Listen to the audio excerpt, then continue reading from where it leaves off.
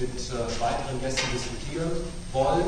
Wer das ist, das sehen Sie jetzt hoffentlich hier oben über uns angeschlagen, aber ich stelle Ihnen trotzdem unsere Gesprächspartner nochmal vor. Da ist zum einen zu uns gekommen, von Ihrer Seite auf der rechten Seite ganz außen, der Peter Willmann, Vorstandsvorsitzender der Arubis AG. Die Arubis AG ist Europas größter Kupferproduzent, der weltweit größte Kupferrecycler, ein globaler Konzern mit insgesamt 16 Produktionsstandorten in Europa, aber auch zum Beispiel in den USA.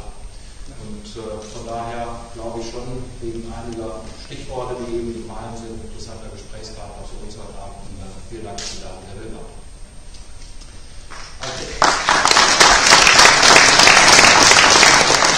Auf der anderen Seite, zu meiner rechten von Ihnen aus gesehen links, Herr Dr. Dirk Müller. Herr Dr. Müller ist Geschäftsführer der AmCham Germany, der amerikanisch-deutschen Handelskammer, seit 110 Jahren, seit 1903, hier aktiv.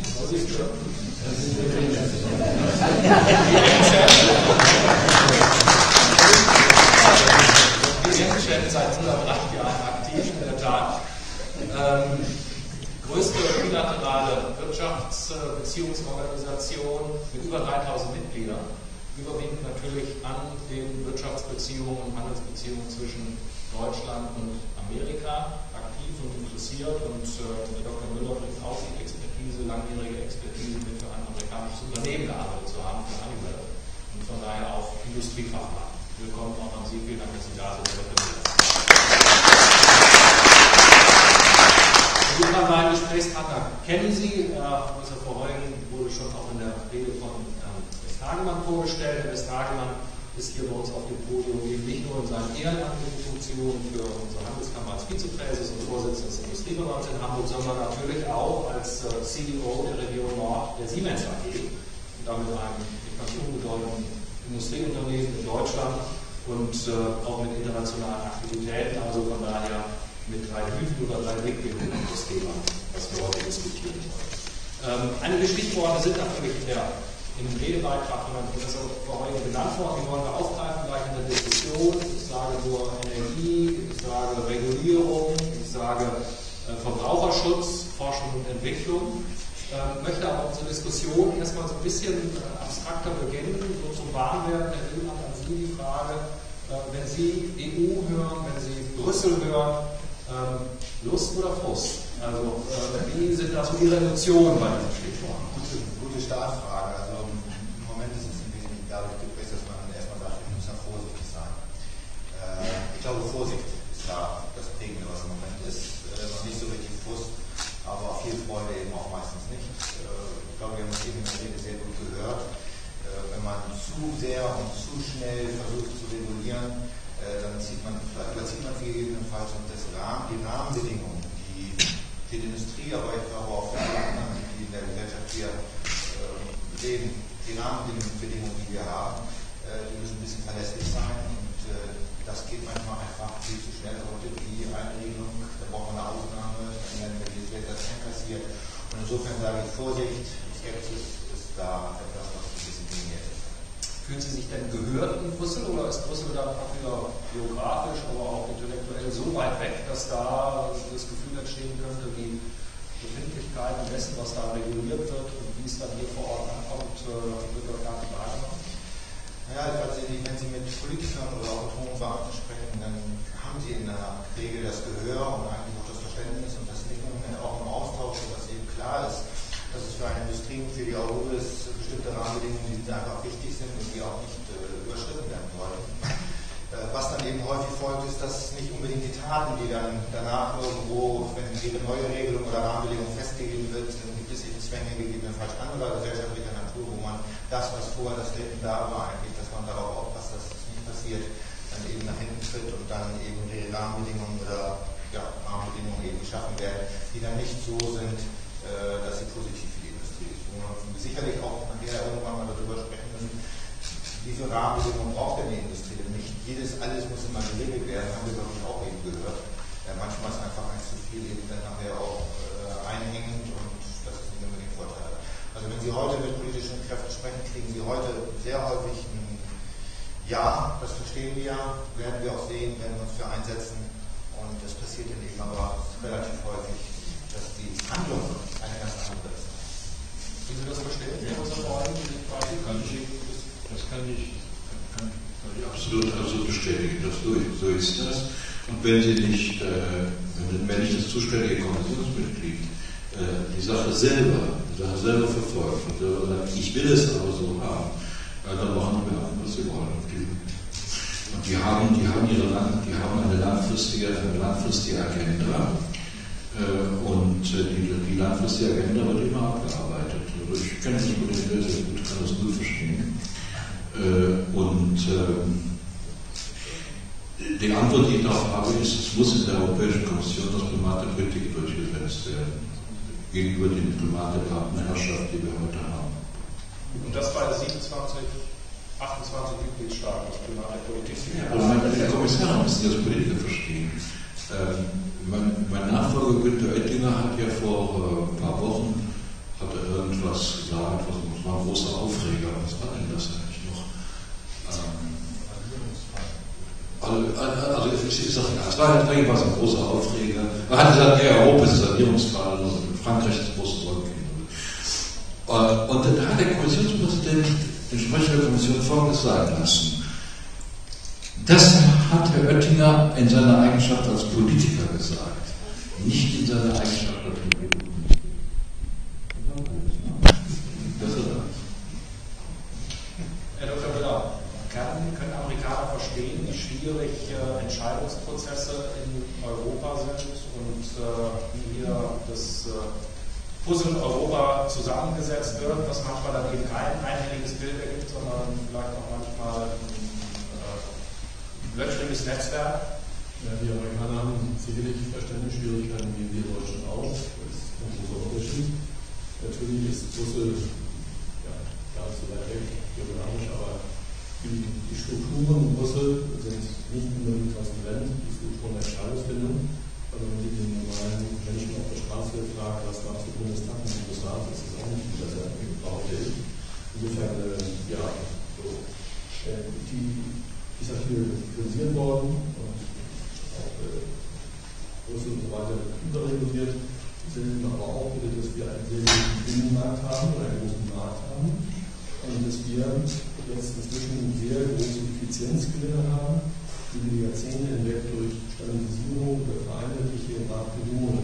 Das muss man auch mal positiv sehen, bei einer Bäckerei, die auch berechtigt ist. Nur ein einziges Beispiel, diese REACH, das ist die Chemikalienrichtlinie, die jetzt dann überarbeitet wird, kann man sich im Einzelnen darüber beschweren, ob das vielleicht ein bisschen zu viel reguliert worden ist, im technischen Sinne. Aber insgesamt gesehen, wäre es doch ein Unding, wenn 28 Länder 28 verschiedene Bedingungen haben für den Einsatz von Chemikalien. Das würde den Markt nicht mehr erlauben. Und das sind riesige Effizienzgewinne für die Wirtschaft, für die Industrie, Wohlstandsgewinne letztendlich für alle. Also ich will auch noch was Positives sagen. Das finde ich ganz schön. Ja, wir machen jetzt aber. Das ist wirklich eine Begeisterung, weil gerade Ihre amerikanischen Kollegen, Präsident Donald heißt der, glaube ich, an der Spitze ein Dutzendmal bei mir aufgeschlagen sind und sich über REACH beschwert haben. Im Einzelnen kann man sich nicht beschweren. Aber Sie haben es vollkommen recht. Kritik an der Überregulierung darf nicht übersehen, dass überall da, wo es um Harmonisierung im Binnenmarkt geht, jede Regulierung eine massive Vereinfachung darstellt. Ja? Weil jede europäische Vorschrift 27 nationale Vorschriften ablöst und das Unternehmen, das auf dem Binnenmarkt sich tätigen will, eben nur noch eine Vorschrift kennen muss und nicht 27. Das ist vollkommen richtig. Und die Vorteile dadurch sind ganz enorm. Ich bin dankbar, dass es mal gesagt wurde. Und was wir jetzt brauchen, ist eigentlich ein transatlantisches REACH. Die USA haben auch ein ähnliches Regional für Chemikalien, das natürlich nicht dem europäischen entspricht.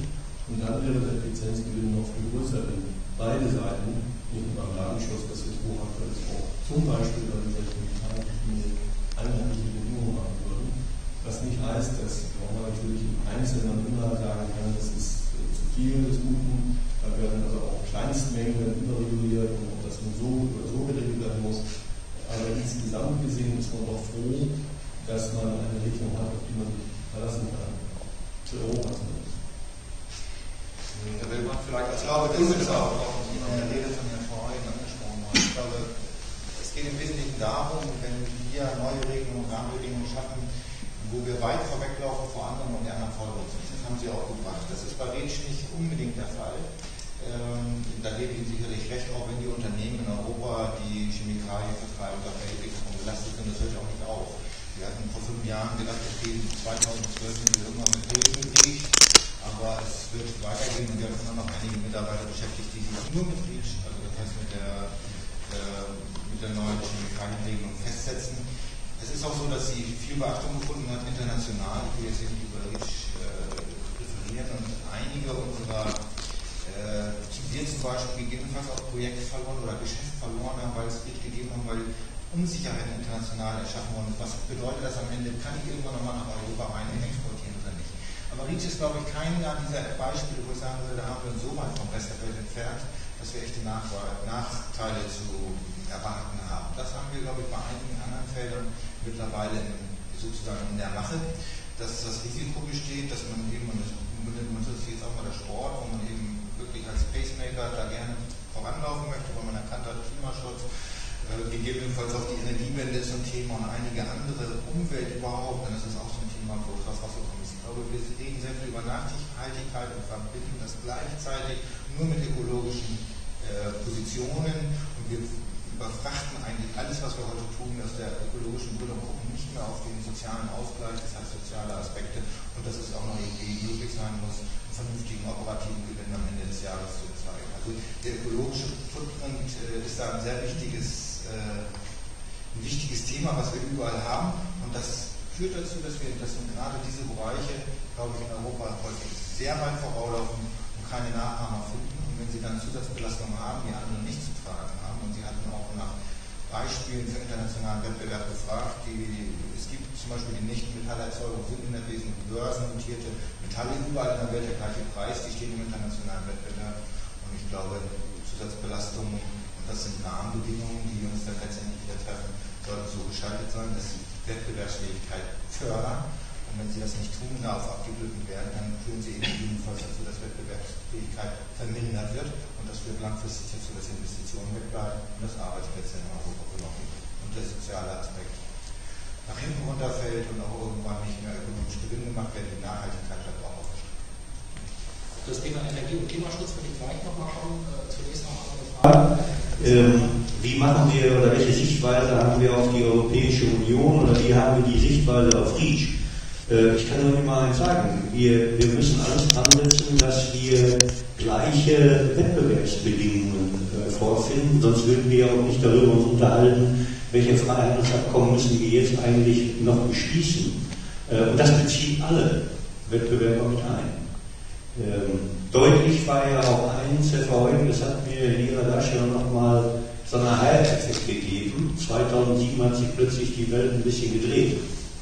Weil es dann plötzlich hieß, jetzt haben wir dort starke Umweltverbände, die dann gesagt haben, jetzt muss alles grün werden und jetzt unterhalten wir uns über die Umwelt viel, viel stärker. Und da sieht man halt dran, dass gewisse Dinge doch Einfluss nehmen.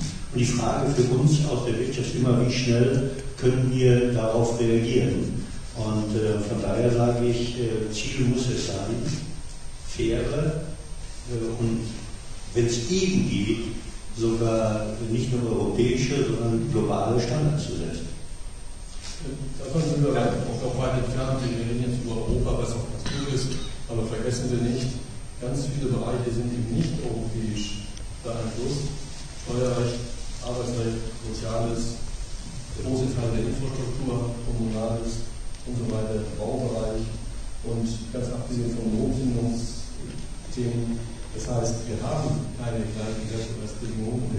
Natürlich aus deutscher Sicht leiden wir auch in einer sehr starken Regulierung durch unsere Länder, im Wesentlichen an der Bundesebene, die dann auf Länder- und Kommunalebene umgesetzt wird, die also auch aus unserer Sicht der Wirtschaft überreguliert ist, die andere europäische Länder nicht haben. Da wäre eigentlich etwas mehr Europa auch, wenn ich das ein paar Sprache wünschen darf, auch ganz gut, weil wir uns davon aufnehmen, etwas von der deutschen Überregulierung runterzukommen.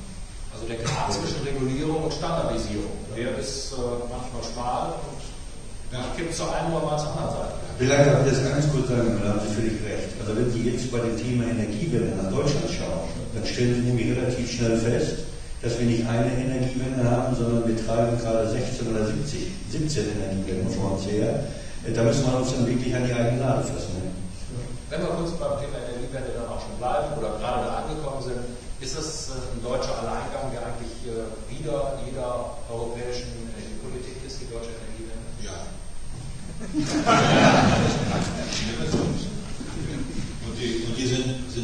Unsere Partner sind ziemlich sauer, weil das wird ja zu Folgen führen. Man muss keine Vision hier. In ein paar Jahren wird große Strom knapp. Und wir werden in erhöhtem Umfang Strom importieren müssen. Also die Nachfrage auf dem europäischen Strommarkt wird durch starke deutsche Nachfrage steigen. Im Ergebnis ist überall die Preise steigen. Das sehen unsere Nachbarn natürlich, da sind sie alles andere als glücklich drüber und sagen, bevor ein solch dramatischer Politikwechsel erfolgt im wichtigsten Mitgliedsland, das dann alle betrifft, wäre ja vielleicht ganz schön gewesen, wenn wir uns vorher mal was erzählt hätten. Also ich muss auch sagen, ich halte diesen europäischen Aspekt an der deutschen Energiewende für extrem gefährlich. Und der andere Punkt ist eben, dass die im Augenblick die Technologie noch gar nicht zur Verfügung haben, diese Energiewende tatsächlich zu meistern. Wir haben sie aber auch überhaupt noch gar nicht. Und gerade Ihr Unternehmen können darüber eine Menge erzählen, glaube ich. Ne? Also ich bin nicht vor, ich könnte. Einer war ein guter Tag. Ja. Nein, wir haben ja jetzt heute. Es ist eine hochambitionierte, gefährliche Sache. Und was ich Sie jetzt mal gerne fragen möchte, ich bin ja kein Unternehmen, ob die dahinter steckende Idee, ja, dass uns das zum Technologieführer macht, weltweit, und wir damit Produkte und Dienstleistungen anbieten werden, mit denen wir uns auf dem Weltmarkt durchsetzen. Ob diese Annahme richtig ist, zum Beispiel angesichts dessen, was wir im Bereich der Solartechnologie gerade erlebt haben, wo wir mit demselben Argument zig Milliarden von Steuergeldern reingesteckt worden sind und jetzt sind die Produktionsstätten stehen. Also ich würde mir das ein bisschen sagen. Ist dieser Gedanke nicht richtig? Ja, Herr Freund, Sie haben ein Beispiel eben in Ihren Aufzeichnungen geschildert.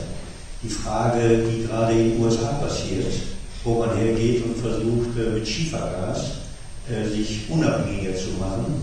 Und unsere Gegenantwort im Moment aus Deutschland ist ja, dass wir sagen, wir schaffen das alle mit den Erneuerbaren. Und wir bauen damit unser gesamtes Energiesystem um. Und vor diesem Hintergrund kann man nur hoffen, dass die Technologien, die wir heute dafür einsetzen, zukünftig in den anderen Ländern nachgefragt werden. Wenn die ihr Energiesystem allerdings so belassen, wie es heute ist, dann ist die Fragestellung natürlich berechtigt, wie können wir da irgendwo unsere Technologien, die wir heute hier einsetzen und hoffentlich auch eine technologische Führerschaft darstellen, wie können wir die in diesen Ländern vermarkten. Und dann kommen wir zu der Fragestellung, gibt es globale Ziele für Klima? Und die gibt es im Moment nicht. Herr Willmann, energieintensives Unternehmen auf der einen Seite, auf der anderen Seite 8 Tonnen Kupfer in jedem Windrad. Wie beurteilen Sie das Thema Energie?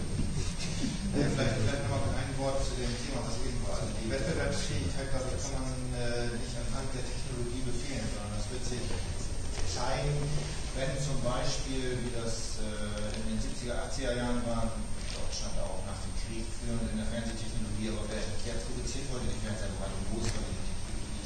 Kann man also nicht genau absehen. Ich würde sagen, Solarzellen ist ein gutes Beispiel, die kann man eben relativ günstig nachbauen, wenn man die Maschinen hat, diese Sozialhilfe bauen. Vielleicht werden wir beim Maschinenbau auch noch hinbleiben, aber selber bauen hier in den nächsten 20 Jahren sehe ich nicht, dass noch viele Solarzellen hier in Deutschland oder in Europa produziert werden. Die werden dann eher woanders, eher die Maschinen, die wir gegebenenfalls dafür brauchen.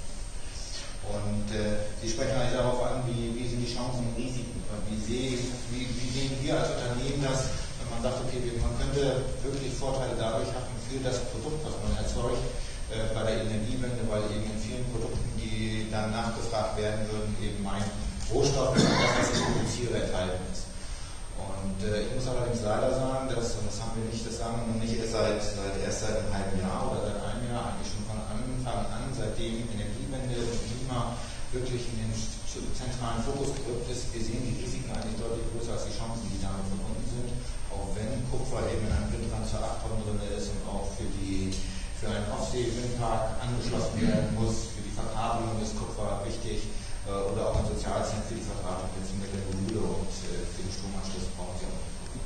Aber wir sehen eben die Risiken relativ groß, dass es sein könnte, und da kommen wir vielleicht auch noch auf die US-amerikanische Politik, die ja nicht nur darauf beruht, dass man Energie günstiger macht. Das sind ja noch andere Rahmenbedingungen, die in den USA sich auch geändert haben, die dazu führen, dass es tatsächlich gegebenenfalls einen Erfolg geben könnte bei der Reindustrialisierung dieses Landes. Aber Energie ist da, glaube ich, ein ganz wichtiger Faktor, der da mit hineinspielt und gegebenenfalls eben dann dazu führt, dass Investitionen woanders hingelenkt werden.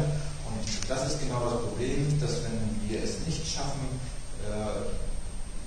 die nächsten 10, 15 Jahre, wo ich persönlich davon ausgehe, dass Fracking und die vielen Investitionen in diese Energietechnik nicht unbedingt davon auszugehen ist, dass international die Energiepreise steigen werden, dass wir es schaffen, hier in Europa trotzdem mit der Energie, die heute ohne diese Zusatzbelastung wettbewerbsfähig ist, in 10 Jahren eben noch hier die Produktion aufrechterhalten kann und nicht deswegen verschwendet, weil politisch motivierte Zusatzbelastungen da sind, die andere nicht zu tragen haben.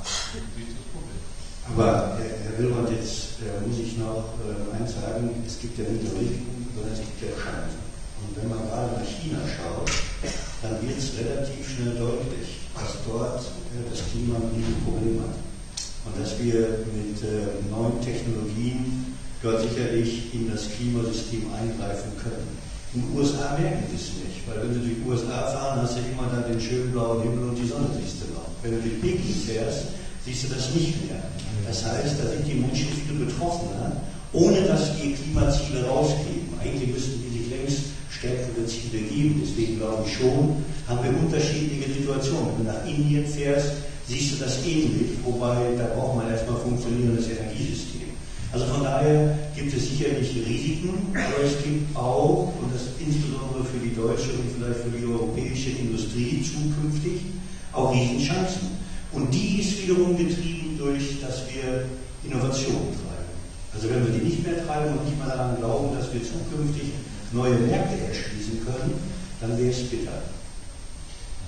USA-Industrie, auch eine Energiewende, die in den USA eingetreten ist und neuer Fördertechnologien, besserer Verfügbarkeit konventioneller Energien im Erdgasbereich, zukünftig auch Erdöl vermutlich.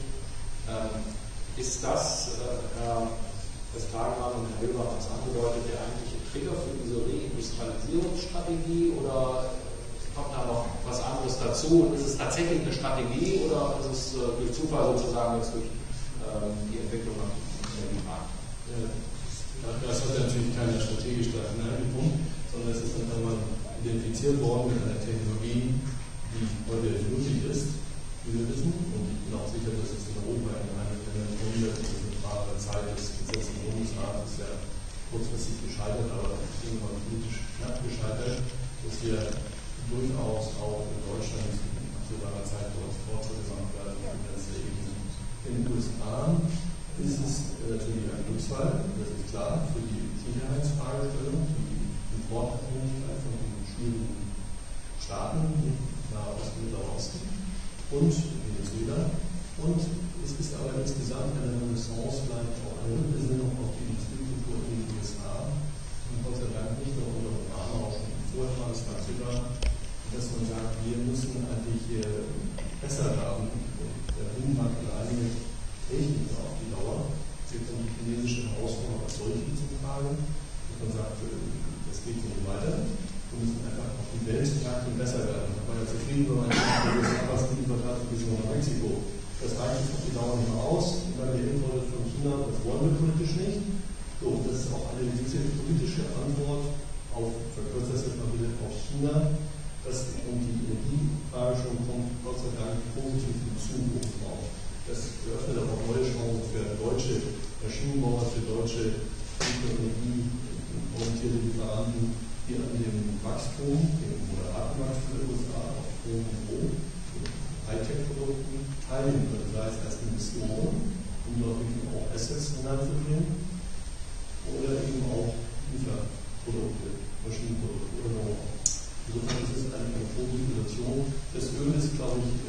andererseits zu sehen. Und das lässt sich auch dann schlecht, man will auch das Öl exportieren, man redet unbedingt, das müssen wir lang behalten, aber beim Erdgas denkt man schon darüber nach, das Erdgas zu verflüssigen und dann möglicherweise nach Europa zu schicken oder nach Asien das Erdgas zu steuern. Vergleichen Sie Ihren Preis für Energie am Standort Buffalo und am Standort Hamburg? Wir haben den Trainer schon die Augen. Sagen Sie mal,